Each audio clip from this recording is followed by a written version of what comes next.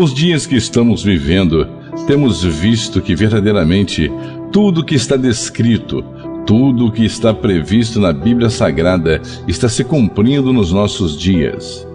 A humanidade, de uma forma geral, ainda não percebeu o que está acontecendo, nem sequer prestou atenção naquilo que está sendo apresentado para nós, da parte do próprio Deus, que tem permitido que vários e vários acontecimentos venham assolar este mundo, para que nós venhamos nos arrepender de todos os pecados e todos os erros e mazelas que temos cometido, que tem nos afastado da sua gloriosa presença. O Evangelho segundo Mateus nos mostra claramente que o Senhor Jesus nos aponta tudo que diz respeito aos acontecimentos que deveriam ocorrer durante o período final que antecederia o seu retorno triunfal para, enfim, receber a sua igreja.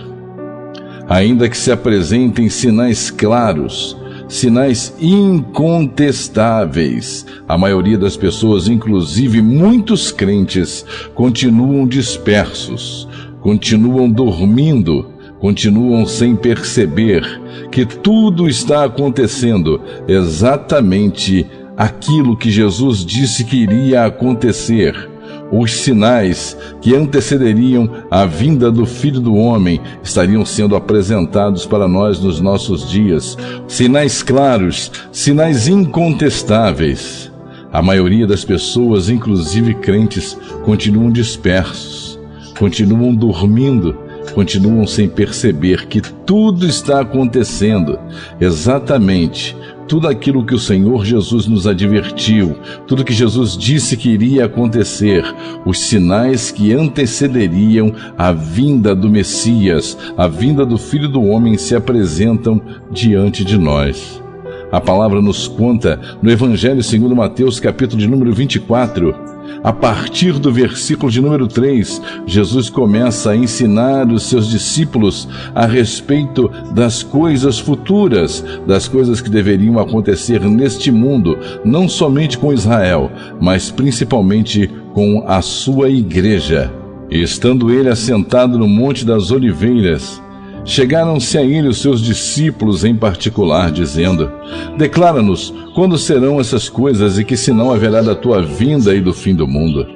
Respondeu-lhes Jesus: acautelai-vos, que ninguém vos engane, porque muitos virão em meu nome dizendo: sou eu o Cristo, e enganarão a muitos.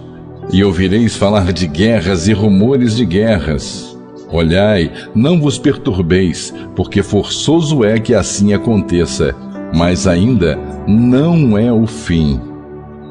Porquanto se levantará nação contra nação, e reino contra reino, e haverá fomes e terremotos em vários lugares, mas todas estas coisas são o princípio das dores. Apenas o princípio das dores. O Senhor Jesus nos adverte que tudo que nós estamos vivendo neste momento ainda não é o fim, é apenas o início de todo o sofrimento que virá sobre a nossa terra, que virá sobre o nosso mundo, por causa dos pecados do homem, por causa das coisas que o homem tem realizado diante do Senhor.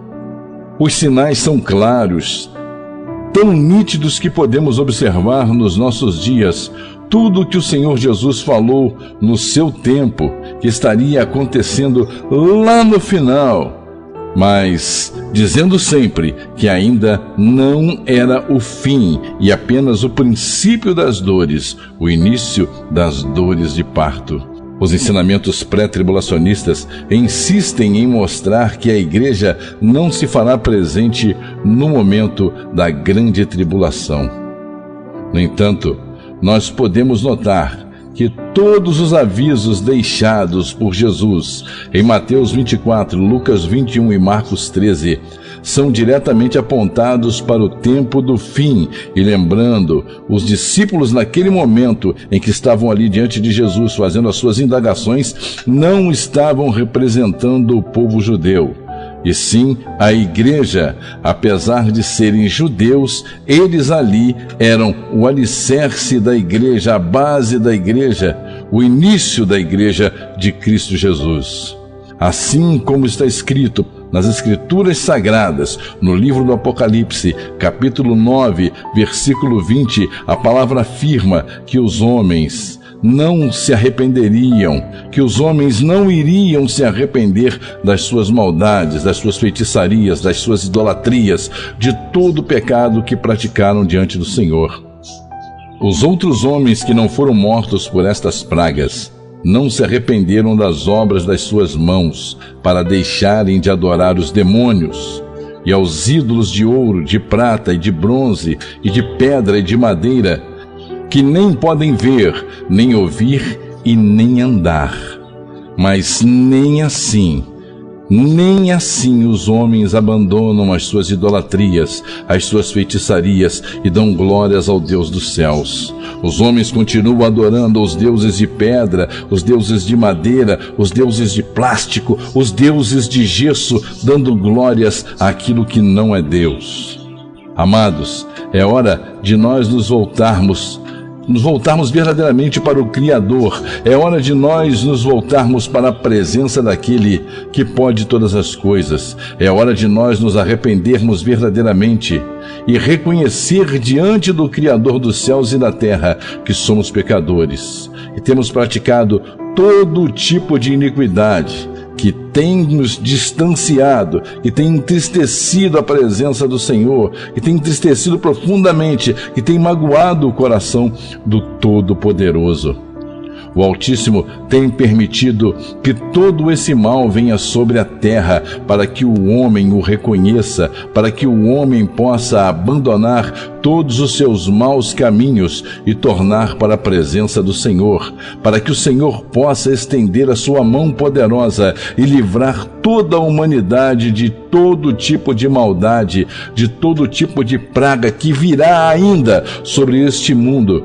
Basta tão somente nós nos arrependermos e nos tornarmos verdadeiramente adoradores, seguidores do Deus Todo-Poderoso. O Senhor Jesus assim nos ensinou, dizendo: arrependei-vos, porque vos é chegado o reino dos céus. Temos que nos arrepender de todo tipo de atitude que nós tenhamos tomado, que veio entristecer a presença do Senhor. Todos os tipos de atitude que tem feito com que o Senhor venha acender a sua ira contra nós. O cheiro do nosso pecado faz com que chegue diante do Senhor um fedor, uma coisa terrível que faz com que o nosso Deus esteja irado dia e noite. Você pode achar que Deus não se ira, que Deus é amor. Verdadeiramente Ele é amor, mas o nosso Deus é justiça, é fogo consumidor. E a palavra diz que o nosso Deus está constantemente irado por causa dos nossos pecados. É isso mesmo, Deus está sempre irado por causa dos nossos pecados, por causa da nossa ingratidão. Veja o que diz o livro dos Salmos, capítulo 7, versículo 11, diz assim: Deus é juiz justo, um Deus que se ira todos os dias. Amados, só há uma forma de abrandar a ira do coração de Deus: é reconhecer o seu Filho Jesus Cristo, o unigênito, como Senhor e Salvador de nossas vidas, e renunciando a todas as práticas que fazem separação entre nós e o nosso Deus. Se o homem não se arrepender das suas práticas pecaminosas diante da presença do Senhor, podemos esperar não somente as pandemias, as chuvas, as tempestades, os terremotos, os maremotos, os vulcões, mas sim um completo despejar da ira de Deus sobre este mundo.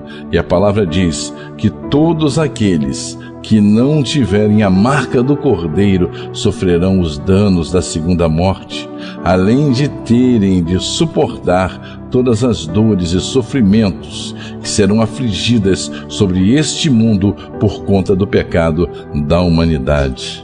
O Senhor nosso Deus criou todas as coisas para seu louvor, para louvar e glorificar e exaltar o seu santo nome, mas somente o ser humano deixou de ocupar a posição de adorador, para assim como Satanás passar a querer ser adorado, ao invés de viver uma vida no teocentrismo, passamos a viver uma vida voltada para o ser humano, uma vida voltada para as vontades do homem, as vontades do ser humano, a nossa vida, vontades que venham satisfazer o nosso eu, o nosso ego, o nosso interior, ao invés de tornar-se verdadeiramente uma vida voltada para o teocentrismo, uma vida de adoração e louvor, de busca, de entrega completa nas mãos do Senhor. O homem tornou a sua vida uma vida antropocêntrica, uma vida voltada para o culto do homem, para satisfazer as vontades do ser humano. Amados, ainda há tempo, é hora de arrepender-se, é hora de ter um encontro com o Todo-Poderoso e deixar de vez a idolatria, deixar os homicídios, a prostituição, o adultério, o roubo, a mentira. Volte-se para a presença do Senhor nosso Deus. Não permita que o egoísmo, não permita que a vontade de ter, a vontade de conseguir, a vontade de ostentar, de mostrar que pode, que você consegue, que você tem, não permita que essa vontade venha fazer com que você venha se enraizar neste mundo, desprezando de vez a presença do Todo-Poderoso, a presença do seu Criador. É hora de nós nos voltarmos para a presença do Deus Todo-Poderoso e dizer para Ele que verdadeiramente somos pecadores e nos arrependemos, e confessar que precisamos desesperadamente da presença daquele que pode todas as coisas. Mas, para isso, nós temos que negar a nós mesmos e reconhecer que nós somos pecadores, que tudo que nós praticamos é abominável diante do nosso Deus. Arrependa-se, reconheça o Senhor em todos os teus caminhos e permita que Ele seja o guia da sua vida, da sua alma, do seu corpo e do seu espírito. Permita que o Senhor entre na tua vida de uma forma contundente e modifique você para toda a eternidade. Eu sou o Presbítero André, esse é o canal Portas Abertas. Se você gostou do vídeo, deixe o seu like, nos ajude, compartilhe esse vídeo, envie para o máximo de pessoas possível, para que eles possam entender que somente o Senhor é Deus e que sem a presença do Senhor é impossível que um dia nós entremos no descanso eterno. Fique com Deus e até a próxima, se Ele assim nos permitir. Graça e paz.